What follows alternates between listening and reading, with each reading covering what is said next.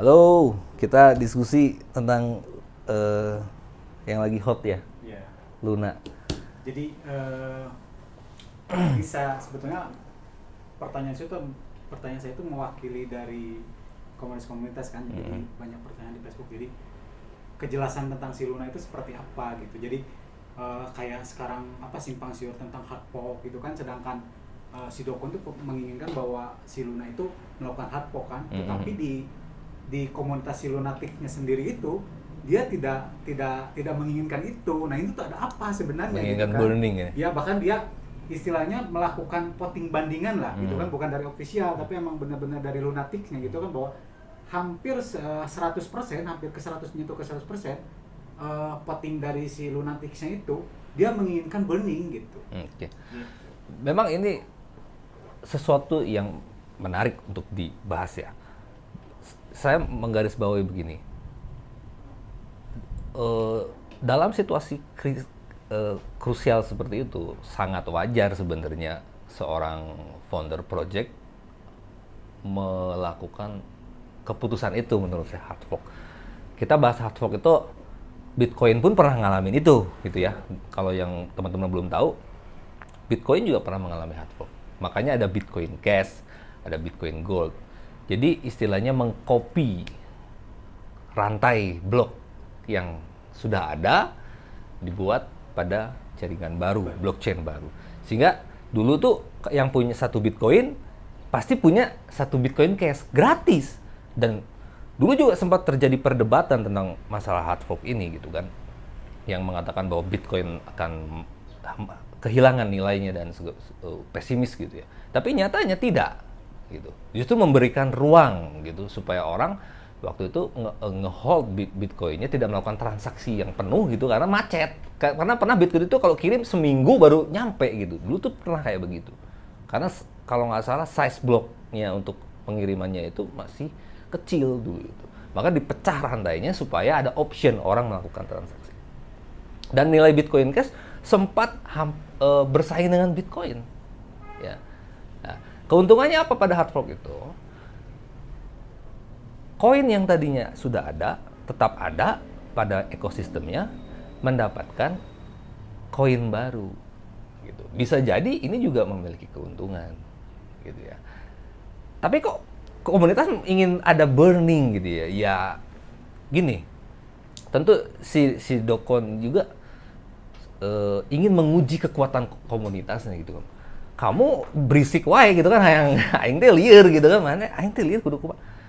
Pengen burning bakar, tidak semudah itu. Makanya dia tes tuh, ngasih alamat wallet. Kalau memang kalian ingin membakar, silakan kirim ke sini. Banyak orang yang berspekulasi, ini memang wallet siapa? Ya wallet dia gitu kan, dia kan mengatakan wallet dia. Apakah akan di burning? Tidak, akan saya diamkan. Dan memang kalian akan kehilangan koin itu. Ya sama aja, di burning kan berarti hilang koin itu. Sebenarnya dia ingin menguji kekuatan komunitas. Karena sebenarnya kripto itu kekuatannya adalah komunitas. Bitcoin itu nggak ada perusahaannya, bos. Ya kan? Kenapa dia bernilai? Kesepakatan bahwa itu bernilai. Nah, sekarang saya agak bahas sedikit tentang ini. Masa depan Bitcoin ini sangat membutuhkan stablecoin yang memiliki ekosistem yang bagus. Ya kan? Karena dia nggak mungkin terus berhubungan dengan mata uang kertas nantinya gitu. Butuh stablecoin yang akan menjadi pairing dia di masa depan. Ya itu masih berkembang terus kan. Ada USDT gitu kan, dari Tron juga, dari RC20 juga ada ada UDC atau apa banyak lah. Bang saya kalau kirim pakai yang murah ya dari Tron itu gitu. Sekarang ada USD. Nah, setiap stablecoin ini memiliki ekosistem yang berbeda. Ada yang mengatakan bahwa misalkan dia punya 1 juta dolar USDT, di belakangnya itu dia punya dolar senilai yang sama. Yeah. Tapi permasalahannya, secara desentralisasi konsep blockchain, kita nggak bisa cek bener nggak dia itu punya nilai uang senilai itu. Jangan-jangan syukur ngeprint, terus main terus aja gitu kan. Bener nggak? Jaminannya apa? Gitu kan. Ini yang juga diperdebatkan di dunia kripto selama ini. Bitcoin dipompa keras karena bisa mencetak USDT sebanyak-banyaknya tanpa ada yang bisa cek. Bahkan itu pernah diperkarakan ya kalau nggak salah ya, Bi ya. Itu pernah diperkarakan ya, si Vitalik ya. Pernah diperkarakan. Apa jaminan USD di atas jaringan Ethereum itu? Bukti fisiknya apa? Dan ini sama masalahnya dengan masalah uang kertas. Jaminan emas kamu apa sebenarnya? Itu kan yang jadi konsep blockchain itu. Nah, sekarang muncullah UST yang dibuat oleh Terra Luna ini dengan konsep backup-nya adalah koin Luna. Yang di dalamnya koin Luna itu ada ekosistemnya sendiri, ada staking, terus ada apa lagi, Bi? Banyak ya, ada ekosistemnya. Artinya punya Bitcoin paling besar kemarin-kemarin. Bahkan punya aset Bitcoin besar. Karena ya itu tadi ada staking ya. Ada staking. Sehingga kita bisa memastikan konsep ini sebenarnya banyak disetujui oleh orang-orang kripto gitu ya. Mungkin belum sempurna. Mungkin belum sempurna, masih ada celah gitu ya, mungkin belum sempurna. Tapi menurut saya perdebatan ini akan terus panjang dan bagus untuk kemajuan kripto. Karena memang Bitcoin ini membutuhkan stable coin nantinya untuk kedepannya ya, supaya bisa digunakan di seluruh industri nanti ke depannya. Tapi stable coin-nya juga yang benar-benar desentralisasinya juga sesuai dengan konsep blockchain. Transparansi. Jaminan backup-nya apa? Nah, kalau jaminan backup-nya masih dolar Amerika misalkan. Lah, saya mengeceknya gimana? Ya kan? Benar nggak?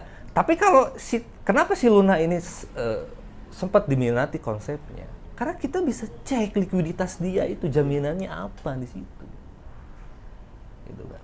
Nah, inilah yang mengukur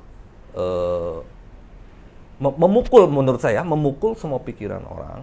Sebenarnya semua orang nggak mau UST atau Luna ini berhenti sampai di sini. Nggak mau. Bahkan sekelas MXC aja, apa namanya? Exchange gitu kan. Sampai menanyakan kepada usernya, apakah perlu kita membeli Luna dan membakarnya? Gila kan? Belum pernah ada loh, sini nanyain delis mah delis, ini gitu kan kasar nama. Ini ada yang di delis, di listingin lagi. Plin plan, Indodax tuh plin plan. Ini di Indodax sempat di delisnya. Iya, sempat di delis. Terus di listingin lagi. Nah, tapi ini yang jadi anehnya lagi, di samping si komunitas lunatiknya itu yang pengen benar-benar dibening, sekelas CZ pun menyarankan seperti itu. Nah, ini ada apa gitu? Iya, perang pemikiran, perang politik, perang kekuasaan. Ini sama-sama orang besar, Bos, gitu kan. Ini jadi kripto itu udah kayak negara. Binance itu negara Binance gitu kan. Ya Indodax macet paribasa sama Indonesia gitu kan. Ya ini udah, jadi kripto itu bukan hanya sebatas tradingan investasi saja sekarang, masuk pada peta geopolitik ekonomi dunia. Nah, kita harus juga membaca itu. Maka mulai masuklah peran orang-orang besar. Sekarang yang masuk, yang ngirim ke alamat burn berapa Bi totalnya? Totalnya banyak banget. Bahkan ada yang nge-burn 34 juta Luna. 34 juta Luna. Terus yang USD-nya? USD-nya banyaknya Luna sih. Banyaknya Luna ya? Luna. Jadi berarti kan keinginan, dia ingin mengukur keinginan komunitas ini bertahan gitu. Ya kalau ada orang yang protes, ngapain sih lu bakar-bakar duit? Loh, ini bukan masalah uang, Bos. Kalau Anda mempelajari idealisme Satoshi Nakamoto, ini bukan masalah uang. Gitu kan. Ini masalah kebebasan. Kekayaan intelektual. Gitu kan. Ya kalau orang yang berpikirnya hanya sebatas keuntungan, ya ngapain lu bakar? Loh, tanpa ada perjuangan, kesepakatan, Bitcoin bisa sampai ada nggak sekarang? Enggak.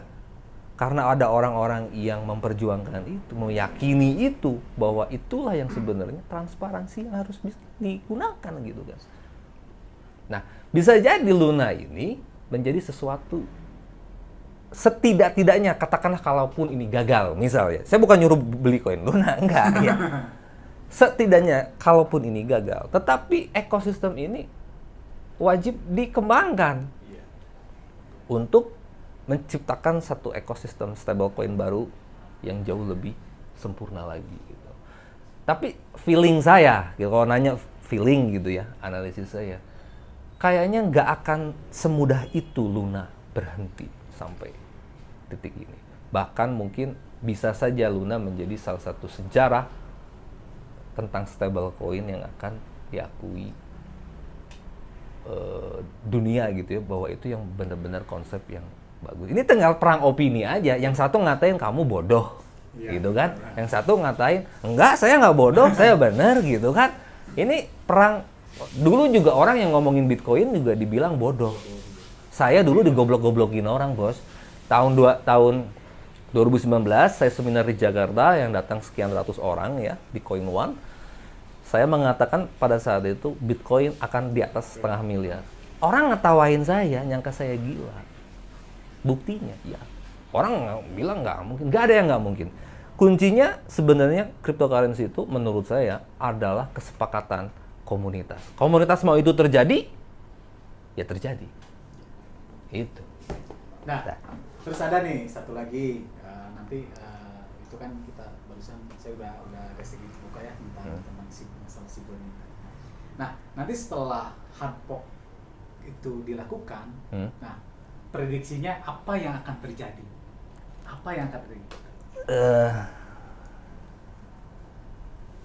Kebanyakan kalau nggak banyak sih ya koin yang ngelakukan hard fork. Apa aja sih, Bi? Ethereum, BTC, Bitcoin, baru itu doang kan? kalau yang jadi token baru lagi itu doang. Itu doang kan? Kita tahu ya. Yang kita tahu cuma itu doang. Nggak tahu kalau ada yang lain ya. Kalaupun ada mungkin ya proyek-proyek kelas bawah lah. Ini tapi kita ngomongin top 10 besar dengan kekuatan dia pemegang Bitcoin juga terbesar gitu. Menurut saya akan ada kejutan. Ya, mudah-mudahan ya. Tapi ya itu tadi, karena ini memiliki resiko yang sangat tinggi. Ya. Kamu jangan pakai uang buat makan kamu dibeliin hal-hal yang begini. Enggak. Konsep investasi itu, kamu mempertaruhkan sesuatu yang siap kamu hilang. Setidaknya kalaupun itu gagal, kamu masih bisa hidup tanpa berhutang. Yang salah itu lu gadein motor BPKB, akte buat beli beginian. Itu yang berisiknya kayak gitu ya? Berisik. Yang berisik. Itu ya. Balet. Ya, maaf ya, kalau kasar bukan kasar, nggak ada kosakata lain. Balet. Nggak, maksudnya nalarnya nggak jalan gitu. Kamu ingin sesuatu, tapi kamu tidak mau menanggung resikonya. Kan gitu. Takutlah di saat orang lain serakah. Serakahlah di saat orang lain takut gitu kan. Ya, nah itu menurut saya Luna ini masih jadi perdebatan. Tapi saya tahu betul kalau melihat kondisi begini, ini yang investasi bukan yang banyak tuh bukan retail. Pasti proyek-proyek besar juga berinvestasi di situ. Makanya kalang kabut. Bahkan bisa jadi kalau memang ini betul prediksinya, banyak proyek, katakanlah proyek-proyek itu sebenarnya berinvestasi juga di situ. Bahkan bisa aja CC juga berinvestasi di situ, kita nggak tahu ya kan? Ya kan? MXC atau market apa berinvestasi di situ misalkan. Kita nggak tahu loh di belakangnya gitu. Nah, ini perang pemikiran, Bos. Ya, seperti lagu saya nanti ada perang pemikiran. Nah, kalau itu tuh apa yang Bitcoin yang apa backupnya si Luna itu tuh larinya kemana ya? Saya belum berani ngomong tuh ya. Tapi banyak yang jadi kontroversi saya juga nggak berani ngomong karena belum dapat data valid. Tapi cenderung ini masih disimpan. Karena kita lihat Bitcoinnya juga nggak turun-turun amat, Bos. Itu aja logikanya ya kan. Kalau dijual semua mah meren kan ngising. Itu. Kita logikanya gitu. Bahkan CC sendiri mengatakan kasus Luna ini tidak terlalu berdampak terhadap Bitcoin. Iya, benar. Ya kan? Artinya berarti ya mudah-mudahan gitu. Tapi dari analisa yang saya lakukan, dia memecah memang kedua wallet ya, kedua wallet. Saya pikir ini belum dia apa-apain. Nah, ini yang akan digunakan pada saat hard fork nanti. Kita nggak tahu seperti apa. Oke. Bisa jadi ya. Ingat ya. Dulu waktu ada Bitcoin Cash mau hard fork, orang itu malah ngejual Bitcoin. Sieun. Malah nubeung harte baroga Bitcoin karena menang Bitcoin Cash, Bitcoin naik, Bitcoin Cash-nya juga naik. Nah, kita nggak tahu itu. Kita nggak tahu. Ya kan? Kripto itu penuh dengan kejutan. Ya, mungkin itu aja. Terlalu panjang nanti bosan lihat saya gitu kan. Nanti kita update terus lah ya.